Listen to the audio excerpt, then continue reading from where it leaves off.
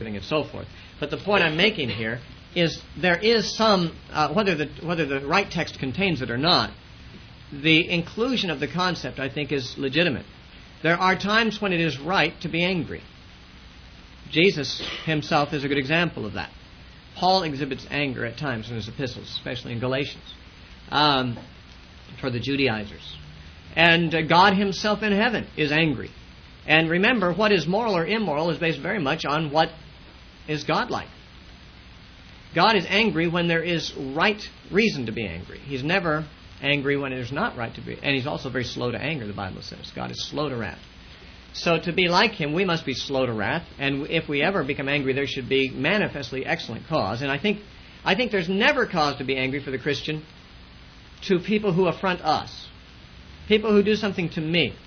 And the reason is because I've done so many crimes against God that he has absorbed and forgiven, that I am somewhat under obligation to absorb and forgive every manner of crime against myself.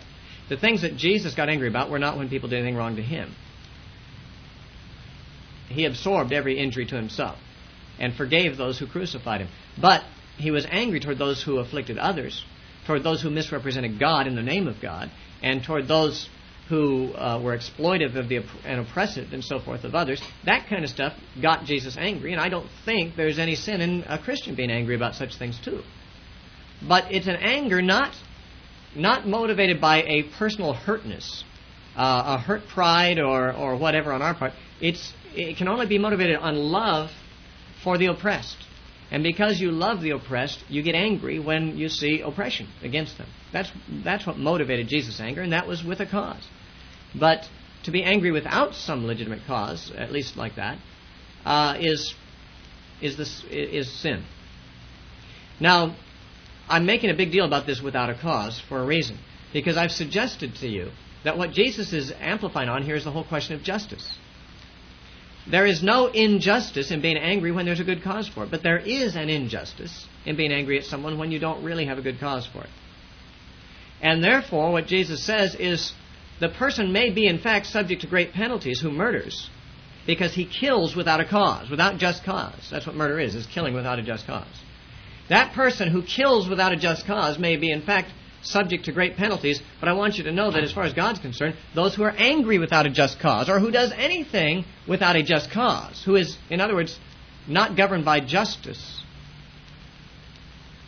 that person is in danger of the same. John, your hand was up a little earlier, so was Corey's. Did I cover, or do you want to say something? Okay, I thought it was. Corey, did you have your hand up? It was just kind of a simple question for us. In the beginning here, you said that you don't think Christians should be on the executioner.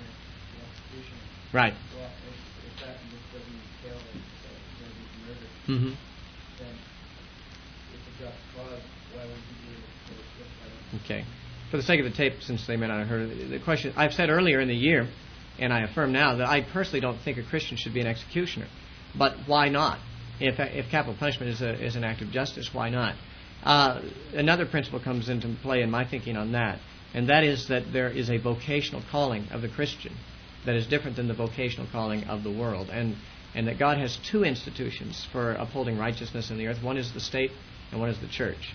And that the state, according to Scripture, is God's executioner of vengeance on those who do evil. And therefore the state should do such things as execute people who deserve it and penalize criminals in general. Whereas the church is God's agency of reconciliation to sinners. And while, many people would feel like this is inconsistent and that it basically has a double standard of morality, which of course we cannot allow that there's a double standard of morality. And they say, well, how can it be wrong for a Christian to do what is right for somebody else to do? Let's say for the state to do. And what if the Christian holds an office in the state as executioner? Well, on that second question, it gets very tangled. I have a hard time knowing exactly what to say about Christians in that position. And it would take too much time for me to explore it, and I wouldn't reach a conclusion even after spending a great deal of time exploring it, I'm afraid. I've thought about it a great deal. But I will say this, that it is not at all inconsistent to say that a course of action or a behavior is right for one person to do and not right for another. For example, it's considered to be right for a policeman to go after a criminal and have a shootout with him and shoot him down if necessary. It's not considered for the average citizen to go out and do those kinds of things. For the court to punish evildoers, criminals, is considered to be right because the court's authorized to do that. For the average citizen to go out and be a vigilante is considered to be wrong. Or to take another example, and I've given this in the past, that for a man to sleep with a woman is right if she's his wife, but wrong, the same action is wrong if she's another man's wife.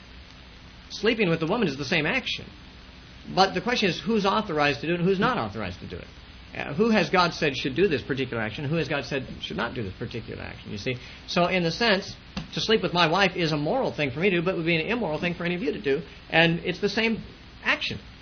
It's simply that God has authorized me to have a special relationship with my wife, but He hasn't authorized me to have a special relationship with any other wife. So this is what it boils down to. That which is the same action can be right for one party if they're authorized by God to do it, and wrong for another who is not authorized to do it. And that is what I consider to be the reason that I would find problems with a Christian being an executioner. At least I would have a problem being one myself. Not that execution of criminals is wrong, but it's sort of a vocational difference. It's sort of a conflict of interest in a sense. I mean, the first concern of the Christian is to get every sinner saved. The concern of the state is not that, but to get them out of circulation. And you could definitely be caught up in a conflict of interest if you were involved in police work or an executioner or in some government positions, I think, if you're a Christian. Now, this does not mean that I do not acknowledge there are good Christian cops. I know some Christian policemen who are devoted to Christ. How they settle these matters is their business between them and God. But I personally I would see that as, in my life at least, involve me in a conflict of interest if I was involved in trying to punish sinners as well as forgive them. Anyway, we could go on that probably, but the point I want to make here is that I believe that Jesus, in the three illustrations He gives after saying about murder, a lot of them have nothing to do directly with murder, but they do all have something in common. They have to do with justice and being concerned about justice. And, if it's wrong to kill without a good cause, it's also wrong, though maybe not as extremely so, but it's also wrong to be angry without a cause or to have any ill will toward your neighbor without a cause. Now, the way Jesus puts it in verse 22 is difficult. He says, whoever is angry with his brother without a cause is in danger of the judgment. Whoever says to his brother, Raca, shall be in danger of the council. And whoever says, you fool, shall be in danger of hellfire. Is there an ascending degree of intensity here with each statement? Or is he simply amplifying on it? It's very difficult. The wording is very difficult, and many have struggled with it. I've never really settled it myself, why Jesus said it quite this way. But it occurs to me that judgment, when it says, you shall not murder, whoever murders will be in danger of the judgment, in verse 21, the judgment there means the magistrates, or the government of judgment. In the case of Jesus' people, it would be the Sanhedrin or the Roman officials. Now, when he says, whoever is angry with his brother without a cause shall be in danger of the judgment, of course, that isn't exactly true in terms of the magistrates.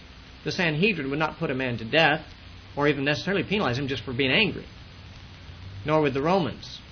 But the man who's angry is in danger because anger is a motivation to evil behavior. He's in danger. He may not be subject just from being angry. He may not be breaking any laws, but he's in danger of judgment because anger can lead him to such things as violence, even murder, if he happens to lose his cool.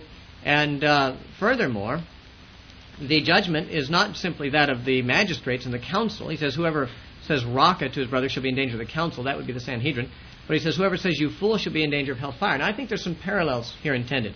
I've written in the margin of my Bible something that was an attempt to analyze the structure of this statement. Maybe I could tell you how it works. If you made two columns and put angry in the first column and right across from it with an arrow pointing to it, the word judgment. And then under the word angry, the word Raca, just directly under the word angry, Raca. And just under the word judgment, the word counsel, with an arrow pointing from Raca to counsel. And then under Raca, put fool. And under counsel, you put hellfire, with an arrow pointing from fool to hellfire. If you've done that, or if you can picture that, you'll see that you have three items in two columns. In the first column, you have the act, and in the second column, the consequence. Jesus said, Whoever's angry will be in danger of the judgment.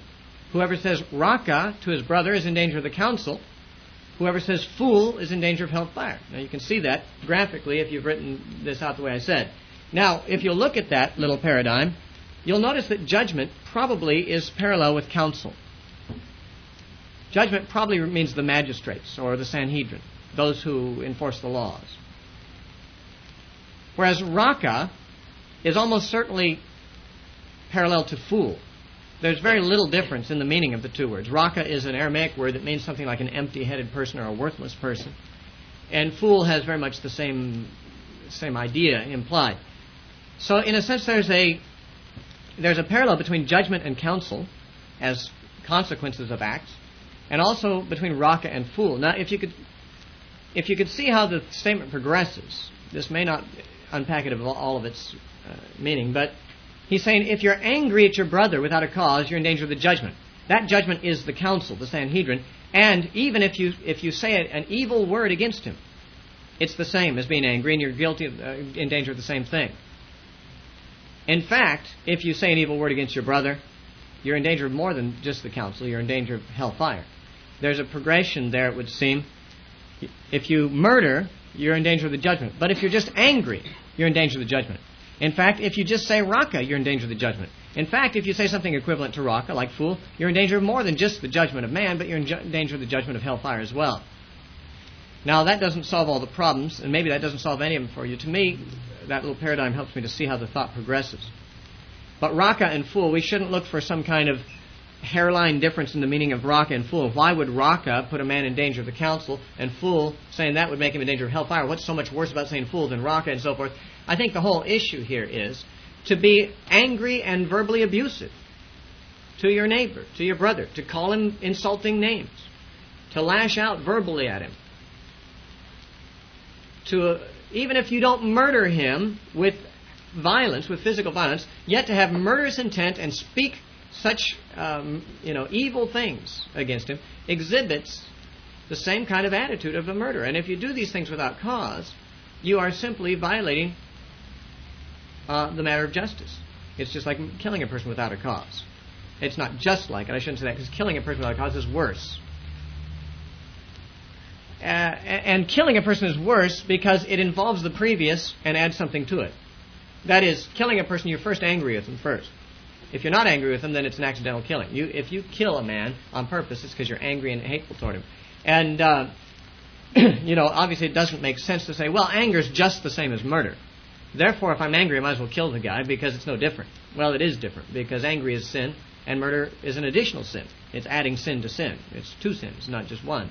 It is worse.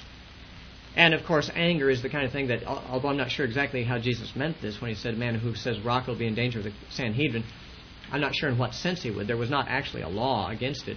But certainly Jesus is saying that in God's book, a man ought to be subject to the penalty of law as much for these motivations and behaviors that are akin to murder, although they're of a lesser degree, as he is subject to sanctions for murder. Why? Because all of them represent a lack of justice, a lack of concern for justice. Now, the next two illustrations, in verse 23 and 24 is one of them, and 25 26 is the other, are very clearly focused on the issue of justice. Verse 23 says, "Therefore, if you bring your gift to the altar, and there remember that your brother has something against you, leave your gift there before the altar, and go your way. First be reconciled to your brother, and then come offer your gift." Now, Jesus doesn't specify what it is your brother has against you, but that he has something against you does imply you've done something to him. He's holding a grudge against you. He at least perceives you as having wronged him. Now, maybe you have, maybe you haven't. But he thinks you have. And if he feels wrong, there's a sense in which, as far as he's concerned, he is wrong. And there's a good possibility that Jesus is implying you really have wronged your brother. I mean, after all, his disciples weren't exactly perfect men. There no doubt were many instances in their past that they could recall if they'd just take a moment where they had done some actual wrong to someone. Now he says, if you come to worship God, and that's what bringing a gift to the altar means, it's just offering worship to God.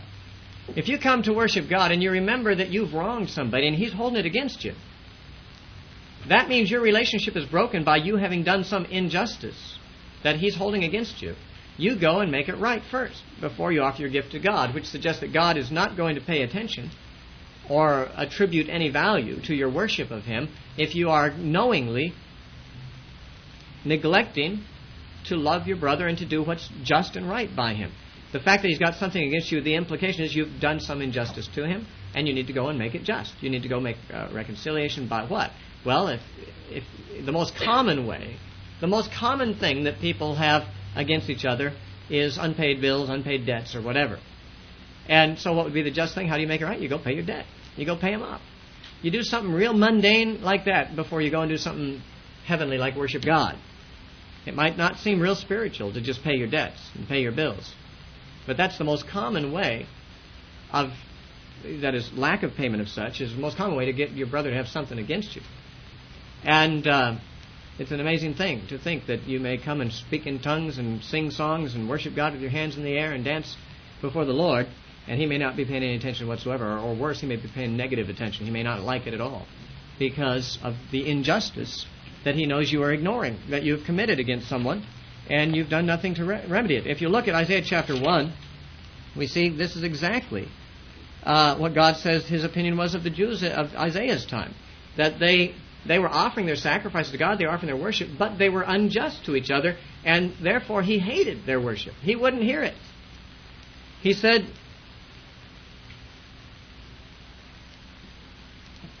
in verse 10, Isaiah 1:10, "Hear the word of the Lord, you rulers of Sodom," he means Jerusalem.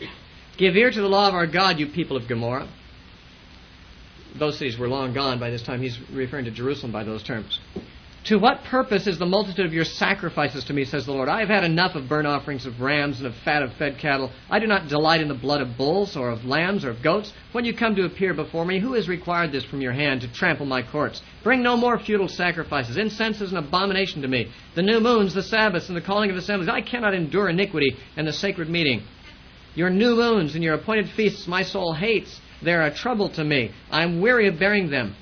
Why? "When you spread out your hands, I will hide my eyes from you. Even though you make many prayers, I will not hear. For your hands are full of blood, that is, of unrighteous bloodshed. Wash yourselves, make yourselves clean, put away evil of your doings from before my eyes. Cease to do evil, learn to do good, seek justice." The problem here is the lack of justice. And because they were behaving unjustly toward their fellow man, God was appalled by their worship, their incense they offered, the sacrifices they offered, their prayers. He wouldn't pay attention to them. He said, "They're abhorrent to me. I'm weary of them." Why? Not because you're not doing it right, but because it's what you're doing when you're not praying. It's that injustice, that wrong dealing between you and your brother. You've got this blood on your hands. And same thing Jesus says here. Don't even offer your gift to God until you've gone and made right what you've done wrong to your brother. That you've set things right, you've made justice to prevail in terms of things that you have done unjustly. Now, the other illustration Jesus gives in Matthew 5, verses 25 and 26 also is very clearly on the same subject. "Agree with your adversary quickly while you are on the way with him."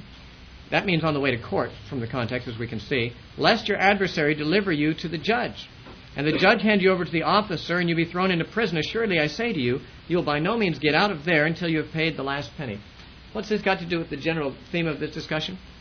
Well, if we understand the way that I've been saying it to be the main thought, it makes plenty good sense. The idea is, if you don't make it right with your brother, as he tells you to do in the previous illustration, your brother may come and take you to court. He says, agree with your brother out of court. Why? Because if it comes to a court battle, you may lose. Now, obviously, Jesus is assuming some criminal act or some injustice on your part. Jesus is a realist. He knows his disciples aren't perfect, and they have sometimes given people cause to be offended. They've wronged people. And therefore, they better go and make it right. They better go and pay what they owe or whatever, because if they don't, they may be hailed before the court. And guess what? If you deserve to go to jail, that's Jesus says, "Where I'm going to let you go, and I'm not going to get you out of there. You're going to pay every penny. That is, pay what you owe. You can sit in jail and pray for me to open the prison doors and send an angel or an earthquake to break open the prisons. But I'm not going to do it. Because you deserve to rot there until you pay what you owe." The implication here is you are guilty of something. And if you don't take it on yourself to get it right between you and your brother, then who knows? The courts may have to handle it.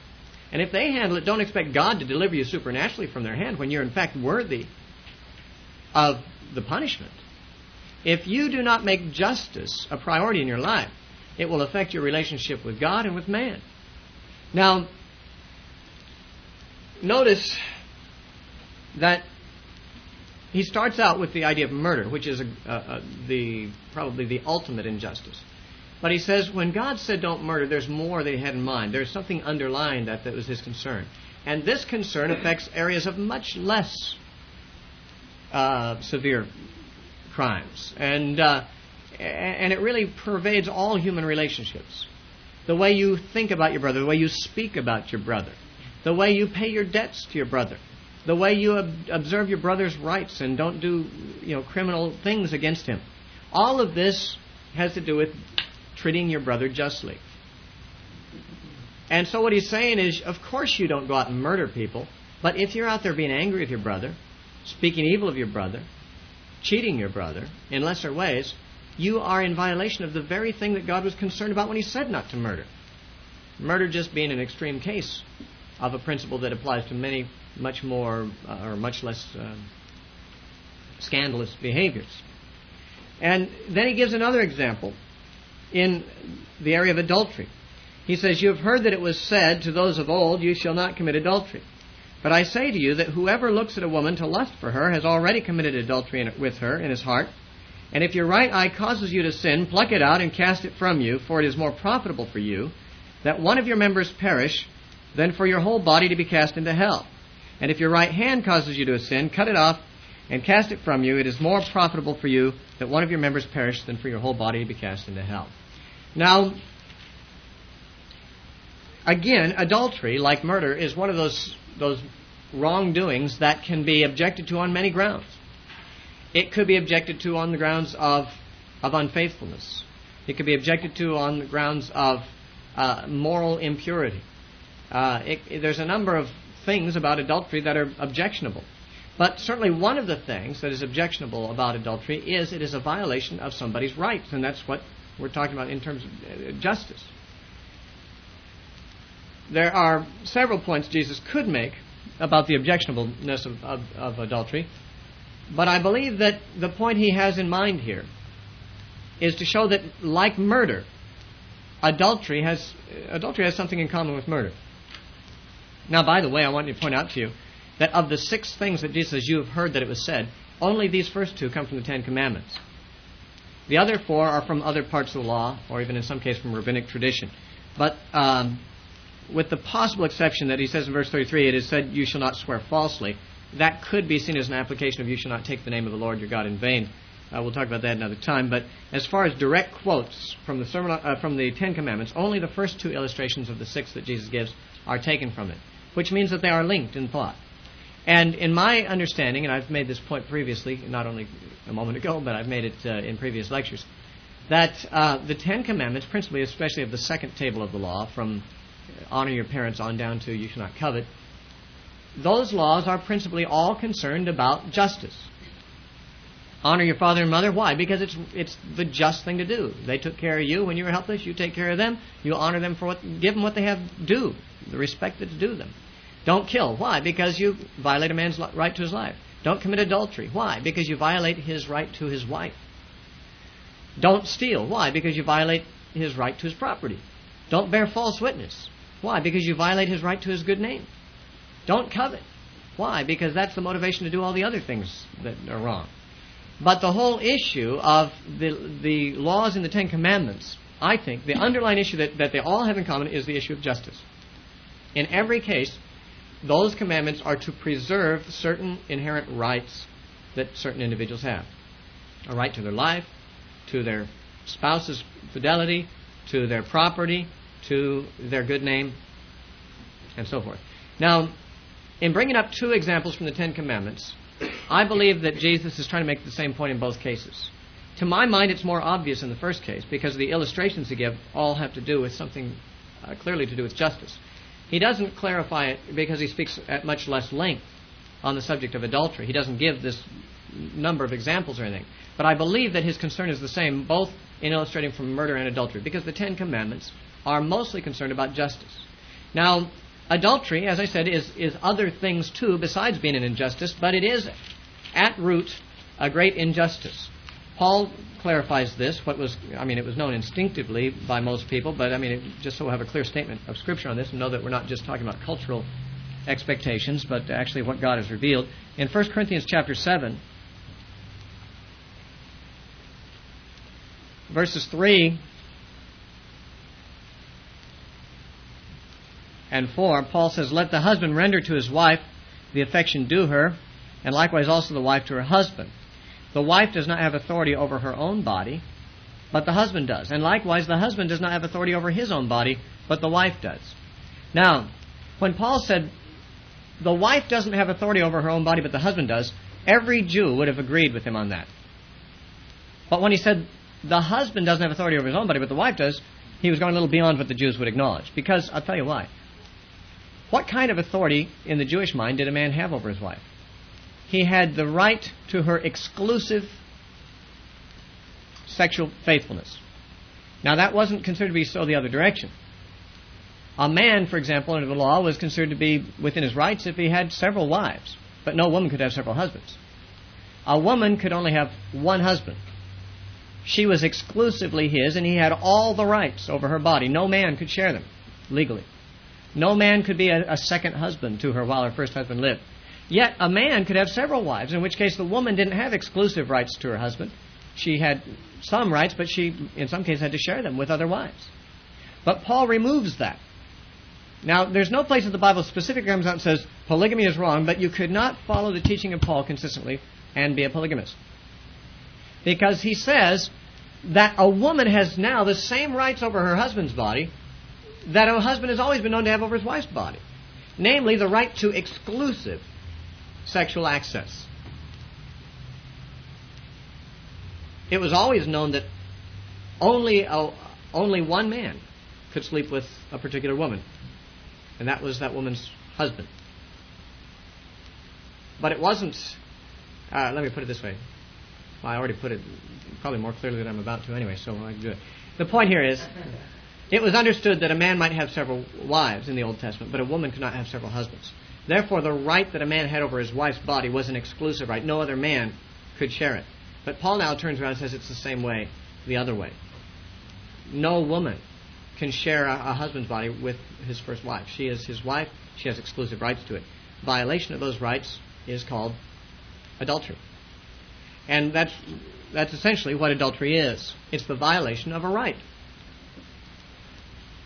It's also the breaching of a vow, which makes it unfaithfulness as well as injustice. But that comes up when we talk about divorce in the next category. But in addition to being unfaithfulness, it's injustice. And I think it's more importantly injustice. Because it is unfaithfulness, but it's only unfaithfulness to a man or to a woman. But it's injustice to God, who has sanctified marriage. And when a person breaches the sanctity of marriage, they sin directly against God who sanctified it.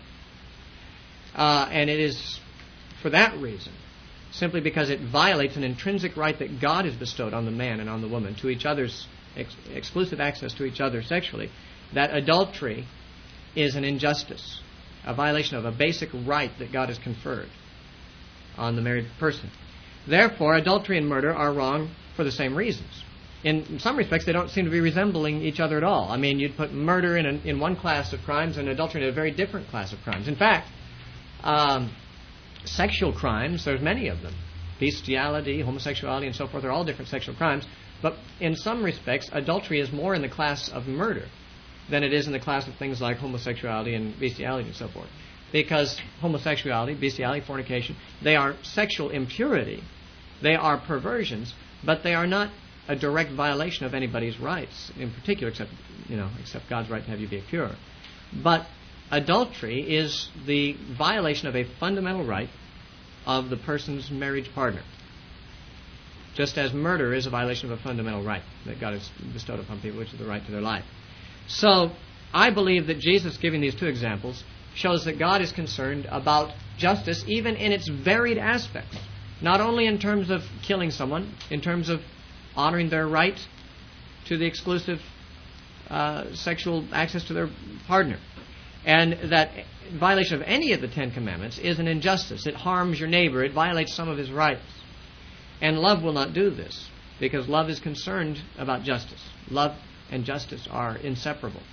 If you're an unjust person violating people's rights, you are simply not loving in that respect. Now, Jesus goes on in verse 28, very much like what he did with murder. He says, "But I say to you, whoever looks at a woman to lust for her has already committed adultery with her in his heart." Now, this verse has really been subjected to a lot of twisting and abuse. Many people quote this or misquote it as Jesus saying, "Whoever lusts after a woman has committed adultery with her in his heart."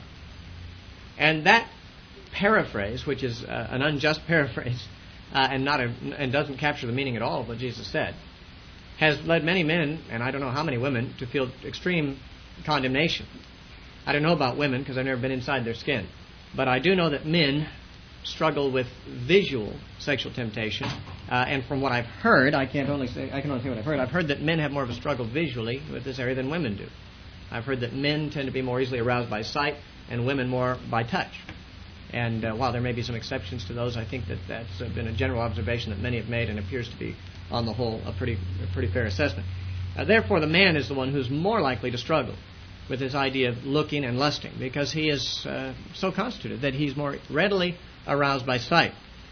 Now, men, therefore, especially men who want to be holy and godly, often live with tremendous condemnation by a misapplication of this verse. Whoever lusts after a woman has committed adultery with her in her heart. Well, the word lust just means desires.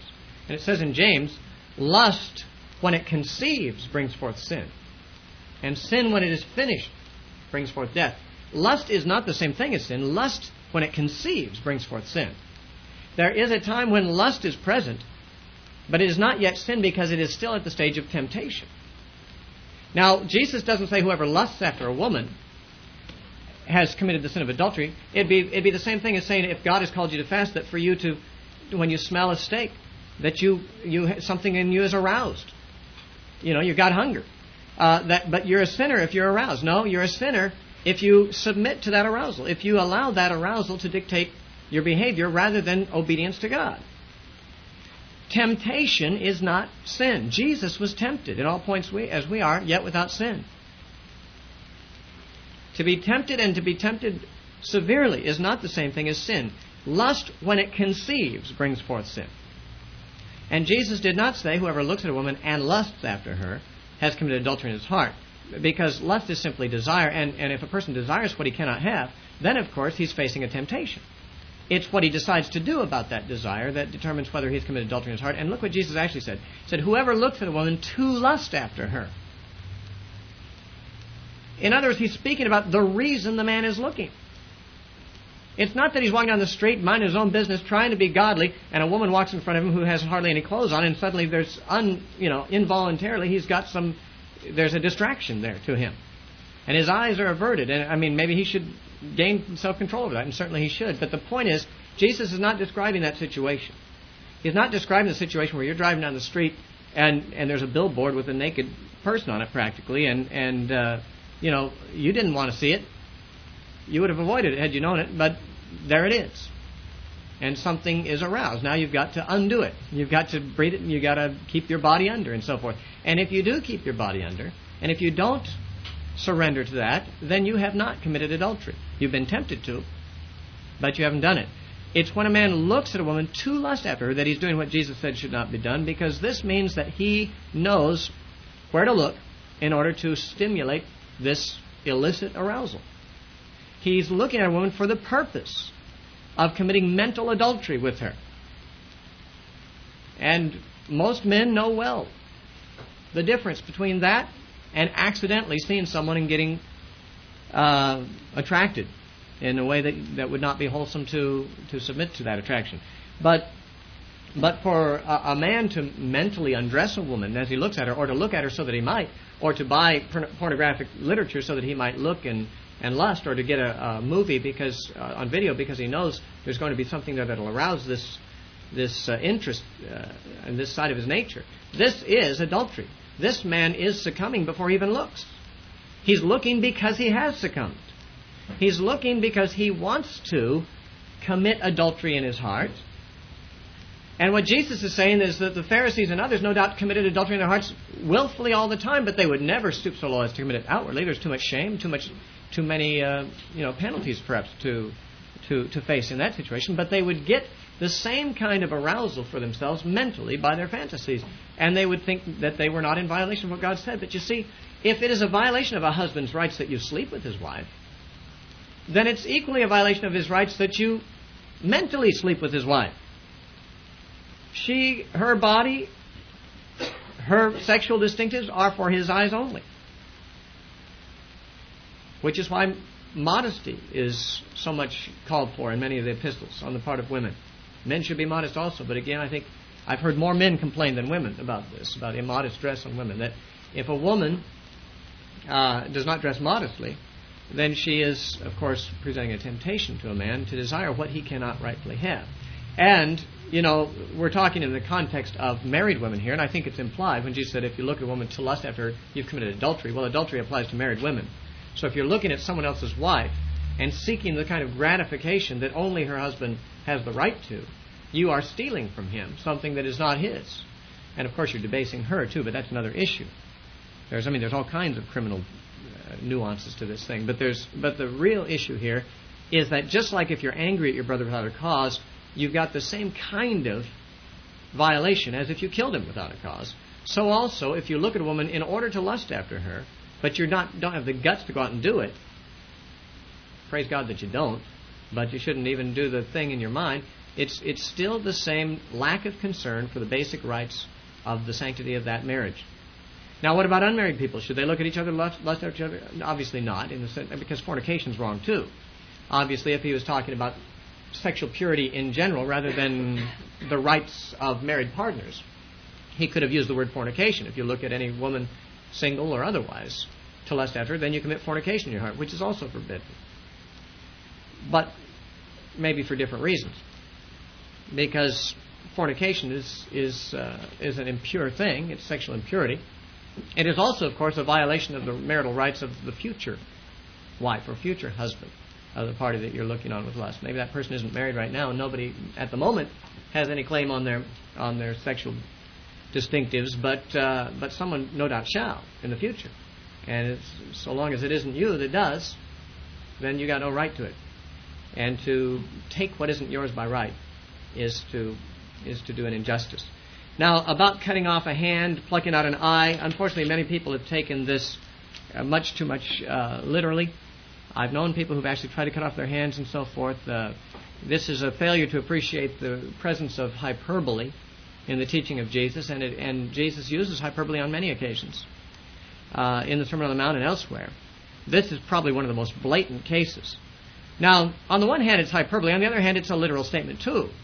He just doesn't expect that anyone will ever carry it out because what he's calling for would never require it. If your hand causes you to sin, if your eye causes you to sin, get rid of it. What he's essentially saying is anything that causes you to sin, that causes you to stumble, that causes you not to enter the kingdom of God and not pursue after God, you're better off without it, even if it's something precious to you, even if it's something painful to part with, even if it were a hand or an eye. Now, it can't literally be a hand or an eye because the Bible indicates eyes and hands don't really cause you to sin. Jesus said elsewhere in Matthew 15 and in the parallel in Mark 7 that it's the heart that causes people to sin. Out of the heart come adulteries and murders and fornications and blasphemies and so forth. These things come from the heart, which means that you could cut off both hands and pluck out both eyes and you'd still have adulteries and blasphemies and fornications possible to you because you've still got a wicked heart. And clearly he's not advocating the plucking out of your heart, literally. For one thing, it's not your literal heart, your blood pump under the fifth rib that he's talking about when he says it comes out of there. I mean, if you could kill yourself by taking your heart out, you haven't really gotten the real source of it. The real source of it is in your nature, the metaphorical heart. It's what's in you. It's not what your hand doesn't make you sin. Your hand might sin, but something is making it sin. Something is giving orders to your hands. Your eye may sin, but if it does, it is because it's taking orders from something else deeper within you, in your sinful nature, that orders it to do so. Therefore, the literal cutting off of the hand or the literal plucking out of the eye is in no sense intended because, for one thing, it wouldn't do what he's saying needs to be done. It wouldn't prevent you from sinning. If you plucked out one eye, you'd still have another eye. You could do as much mental adultery with one eye as with two. I know a guy who actually tried to cut off his hand because he had an ongoing problem with masturbation. But you can have a problem with masturbation with one hand as well as with two. Only takes one. And by the way, if he gets rid of both hands, he still has the same wicked heart. He'll find other ways to get the job done. It's the fact of the matter is, Jesus is not describing actual potentialities, that you can really get rid of the sin problem by cutting off your hand or your eye.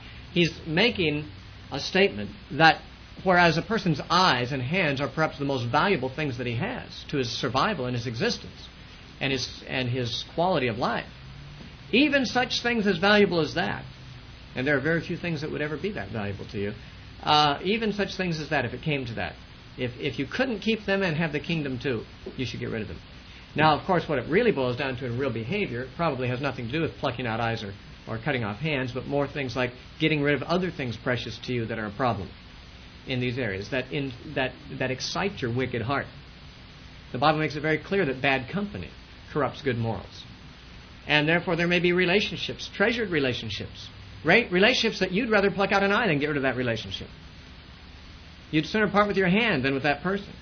But yet that person's relationship to you keeps you from living a righteous life, from obeying Jesus. That person is a continual temptation in your life. That person is, maybe because they disapprove or persecute you because of your faith, they cause you to compromise, or at least they are a major influence toward your compromising. In such cases, you'd be better off getting rid of that, putting it far from you, costly and painful as it may seem, rather than go to hell and take that relationship to hell with you. A lot of people like to do that. They say, I don't mind going to hell, all my friends are going to be there. Well, relationships in hell are going to be greatly strained, I have a feeling. And Jesus said it's better to part with it, whatever it is, than to keep it and go to hell with it. Might be some possessions, believe it or not. Some people will not obey God because it would cost them their house, their car, their standard of living, their record collection, or something like that. You know, I mean, it's possible for a person or a possession or an ambition, a goal in life that's been treasured for many years. I've always wanted to be a doctor. I've always wanted to be, rich. I've always wanted to be a politician or whatever. But if God has a different call on your life, to give up that cherished ambition is the only sensible thing to do. If something that you love and crave and desire causes you to sin, or is a continual influence and temptation towards sin to which you frequently succumb, obviously the absolute separation of yourself from that thing is the only wise thing to do. Now, Jesus brings this up in the context of adultery, and particularly in the context of mental adultery. There are some women, no doubt, or men, that you cannot be around without having the wrong kinds of feelings about them. That's your fault, not theirs, but it nonetheless is true. There's some people who just push the buttons. The way they look, the way they dress, the way they sit, the way they walk, the way they talk, something about them just is a continual temptation to you. You ought to do all you can to keep that person out of your sight.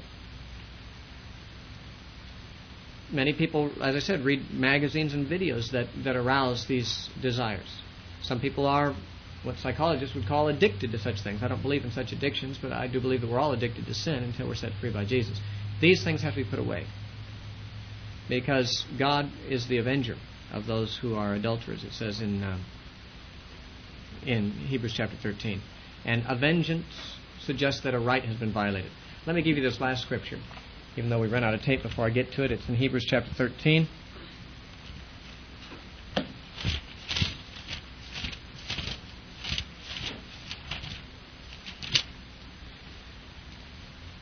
And verse 4,